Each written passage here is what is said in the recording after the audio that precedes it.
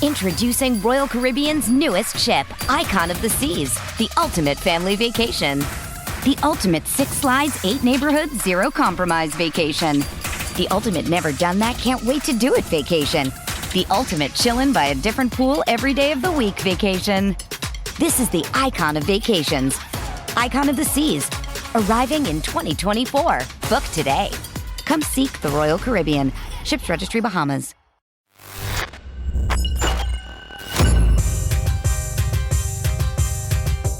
Hey, what's going on? It's the ManFUzed Podcast. Kay Lee here, your audio producer, voiceover artist, host, and my real estate broker co-host, Mr. Ben H. Today, we're going to continue our conversation about the Hollywood narrative. We talked about Will Smith and all of the shocking details from his ex-handler, supposed best friend, the allegations about P. Diddy and his sexual escapades. And we're going to continue talking because sex sells, not only in Hollywood, but across the board. Why is this whole idea of trans so popular? Because it's confusing. It doesn't make any fucking sense. Doesn't make sense to you. To some it does. No, and that's cool. Why does it have to gain the level of attention that it does? Why does it have to be so brazenly ridiculous? Because there are a lot of homophobic people that care, that are not focused on themselves and their own lives, and they're focused in on the yes. Why should these people have rights? Because they're fucking people. Well, sex sells, but then where does it stop? Does it stop with the kids? Should kids be allowed to go to drag shows? Should parents be allowed to take their kids to drag shows? I'm talking little kids. So why not? Well, I guess if mommy or daddy or he or she or him or they or what work at a drag show, then, it's your kids sometimes have to go to work with you. So these are the lines where the battle is fought, but I'm talking drag shows that are being held in the public library. What about the ones that are being held in the church? Wait, there's drag shows at the public library? Yeah, for kids. What about the ones that are being held in elementary schools? Should parents be upset if their kid is sent to a drag show as part of what they're doing in school? They go to a big auditorium and they see a drag show, or they're going to a book reading and there's a transvestite. Well, if Mrs. Doubtfire is reading at a fucking library, yeah, that's funny as shit. Well, it was funny. Now it's not funny anymore. Well, I still think it could be funny. I think it's funny that he dressed up as a woman so that he could see his kids. I mean, the whole idea was ridiculous. It was funny. Now it's like, oh, yeah, that's okay, actually. It's okay for kids to be exposed to this level of sexuality at a very early age. They passed a law in California where your kid can get taken away from you if he goes to his school counselor and says, hey, I'm trans and my parents don't accept that. They'll take you. The state of California will take you from your parents. Take your kid away. If they come home and they say, hey, I know I've been a boy. I know my name is John. Now I want to be called Janie. And my parents aren't down with it. Now that's a form of child abuse.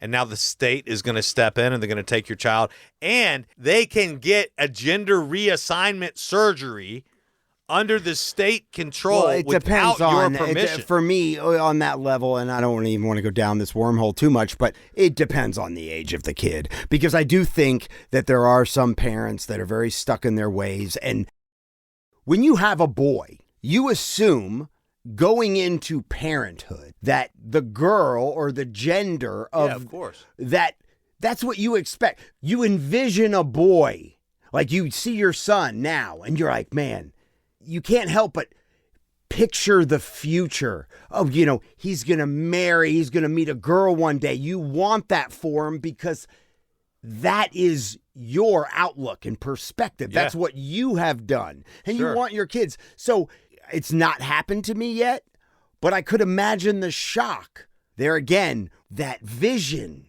of what you want for your child turns completely on its head. Yeah. And it's the complete opposite. Yeah. And so for some parents, No, I've seen it happen. It happened in my family. Right. But exactly. And we have to call out that your sister is bisexual, or I don't know if she's full lesbian now. I don't know if she has made that coming out distinction. Well, I know she's only really been interested in girls for a pretty long time. So. Right. So she's probably officially more of a lesbian now.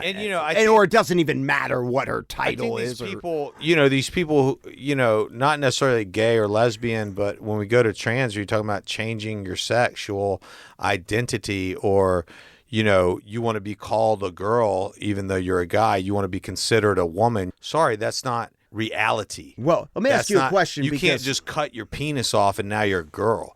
You can't compete in women's sports. You can't just switch. You can't just think you're a girl now. Now you can go play softball. You can go from the boys' baseball team and the boys' locker room to the girls' softball team and the girls' locker. No, right. That is fucking bullshit. I don't agree with that either. Let me ask you a question, though. But that's what's happening. Yes, that is happening and does happen. So I work with the Burt Show, and there are proud lesbians that I work with, and bisexuals, and they're my colleagues. They're my friends. I support them. I guess you could say I'm an ally to them because I don't care. They're awesome people. And you know what? I've been to gay pride. I've been on a float. Yeah. And it's a great time. Absolutely. Your sister, now and I've learned throughout these past few years, there are many subcultures in the LGBTQ community. I'm not saying that anyone doesn't deserve but love. and I'm not either, and I'm not saying you are. I'm wondering how your sister, do you have these conversations with her? Because there are some there are lesbians that people who are they call themselves lesbians. At one point they were bi. Sometimes tell these stories about how bisexuals are looked down upon from true lesbians. Like, you're not really a lesbian because so there are these hierarchies, or I don't even know if that's the word. And so I'm curious as to your sister's take on the LGBTQ community. And I'm sure she's probably like you, all for one for all, do what the fuck you want, yada, yada, yada. You ain't bothering my life. But I'm curious, like, have you had these conversations and, with your sister? Yeah, I mean, over time I have. And I think that, her opinion is that, all these people, regardless of how they orientate themselves or whatever it is that they want to do, that they deserve love. And I agree with that. And that's fine. I haven't had a lot of conversations with her recently, to be completely honest, since I began as a fan, let's say, of Donald Trump, right? When he first started running. And I thought that it was just good. I thought it was just the best thing in the world. I did appreciate, and some people were offended by his But I'm just saying, categorizing certain people. I had no idea how it was going to become this just absolute polarization. I didn't know. I didn't realize. I did appreciate he didn't give a fuck. It sounded like he was saying whatever he thought. Yeah. Well, and he's not an honest guy. I don't think he's an honest guy, and I don't think he tells the truth. Yeah. But it was so polarizing because you never heard people come out and say shit like he said it. It was like almost like, this guy says it the way it is. And he might on some notes, but then he's going to lie like a motherfucker on 90 other, titles. I don't know. I guess it depends. I mean, you have to point out to me where he lied. I think all of them lie. People say exaggerations. I could say, yeah, dude, I'm like the best driver in the world. Right. And okay, I lied. Right. I'm not really the best driver in the world. Right. We all exaggerate. Everybody, hey, I caught a fish that was this big. Right. No, really, it was fucking. No, actually, you didn't. No, you didn't. Really. But for the story's sake, it does sound better. But it was a lie. Now you're a liar. But the point is that really agree to disagree. That really, I mean, I'm not saying that, but my fish was fucking big. My cock's that big. But I think that caused a great deal of separation Whereas, I thought that everyone was going to love this guy. I thought everyone was just gonna.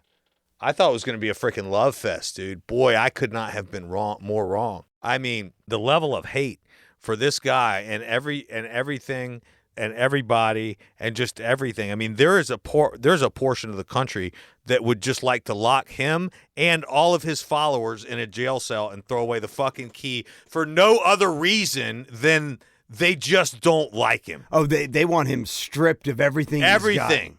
And so to me, that in and of itself, I don't want to be a part of that group because I don't want to feel that way about anybody, right? Right. At the end of the day. But at the same time, I had no idea that the division was going to be that drastic. Yeah, it was, because that's why we voted in a fucking shriveled up puppet. And it still is, it still is. And I don't know if we voted him in or not. I mean, I'm still not completely on board with that story. Our conversations have become less and less political, whereas before that, our conversation was very, very much political, and we very, very much existed on the same side of things. So I think my sister thinks that everybody deserves to be loved, regardless of what they want to do with themselves, whether or not she supports people who come out and say, oh, now I feel like a woman, so I can go play on the women's baseball or softball team. Because to me... Or use the women's bathroom. Right, because to me, if you're a feminist, like let's say you're a feminist, you're for womanhood, you're for women, right? Which is fine. Then you should be anti that. Letting men step into women's sports and dominate women's sports by claiming to be a woman just because they feel like one, which in and of itself degrades womanhood more than anything. Boom. More than anything. You're taking away, because listen, you're taking away what it means to be a woman from women. If you can just state that you are a woman and then go step into their athletic field, which is where the best of the sex compete. Right. And win with a dick. Big hands and an Adam's apple. Yeah. Yeah. Giant. You're not a woman. You're not born a woman. You can't compete against my daughter. You can't take the ability for my daughter to get first place away. You can dress however you want to dress. You can be called Michelle if you want. I could fucking care less who you want to sleep with. I don't care if you think you're a woman or a frog.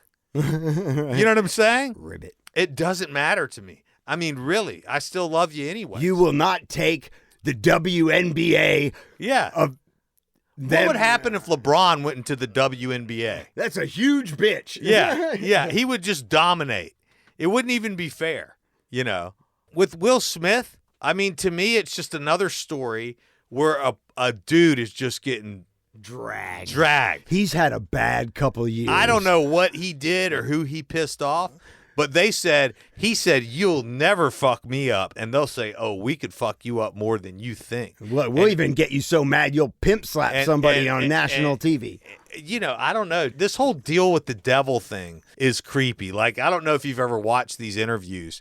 Like Bob Dylan said he did a deal with the devil. I think even something about Lady Gaga coming. A lot of these people have really proclaimed that, yeah, I did a deal with the devil. And part of it is that you're going to get the fame, but as much as you get it, it's also going to be stripped away from you in the same lifetime. Like, you're going to get all the way built up and all the way destroyed. You're going to be celebrated, and then you're going to be hated. And then you're going to be, you just said it, fame is the devil. I mean, it really is. Absolutely. And it's a dopamine hit. You think about it. It's just like, well, dude, look at Christmas. Satan.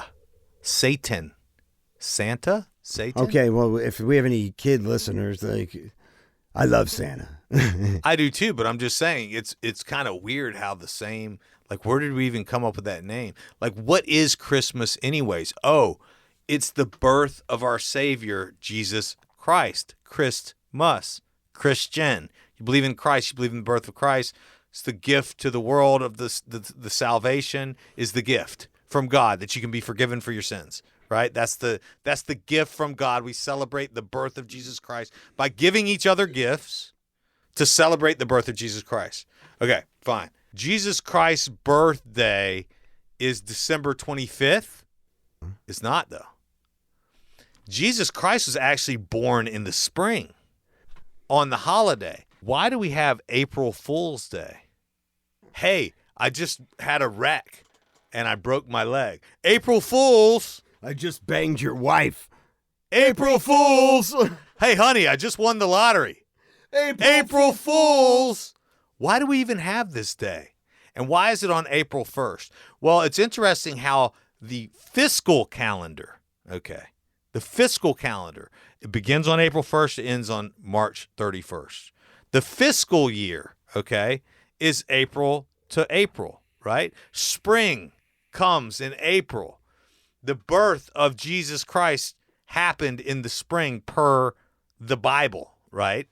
Nonetheless, it got moved to December 25th. In the cold. And it got, where everything's dead and it's in the cold. The beginning of the year got moved to January 1st, right? And now it became a highly, highly commercialized event where it's just become ridiculous. And then we have the story of Santa, and money is supposed to be the root of all evil, like Hollywood, and fame is the devil, right? Then you also have like money and all these things and debt. What a greater time of debt than Christmas, where you literally go into debt to give people gifts. It's a fucking farce. Go to the Christmas markets in Germany and Europe. I mean, dude, when I used to live in Germany, I'm telling you, like, there's nothing like the Christmas markets. And there is something to be said about the idea, the concept of it that is exciting. It's fun.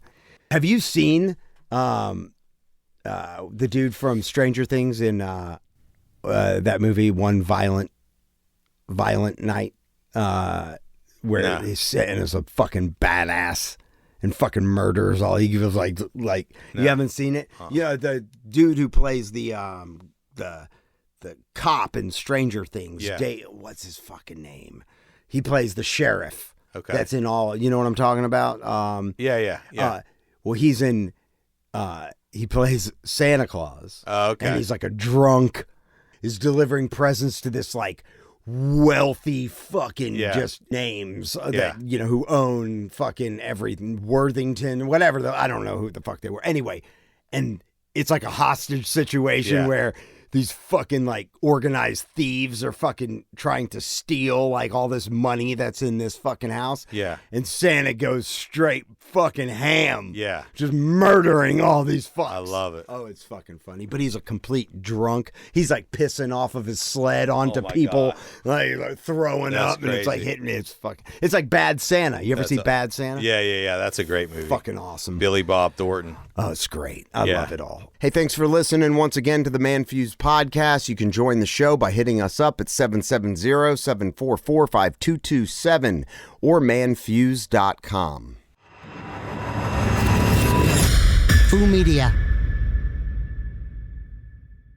If you are a business owner, you understand the headache marketing can be, right? Our team at Pioneer Podcasting makes it so easy. Podcasts increase visibility in a way that won't hurt your bottom line. Drive results for your business. Visit advertiseonpodcast.com and fill out the contact form to get started advertising on shows like ManFUzed. Let us help you get rid of that irritating marketing headache. Find out more at advertiseonpodcast.com.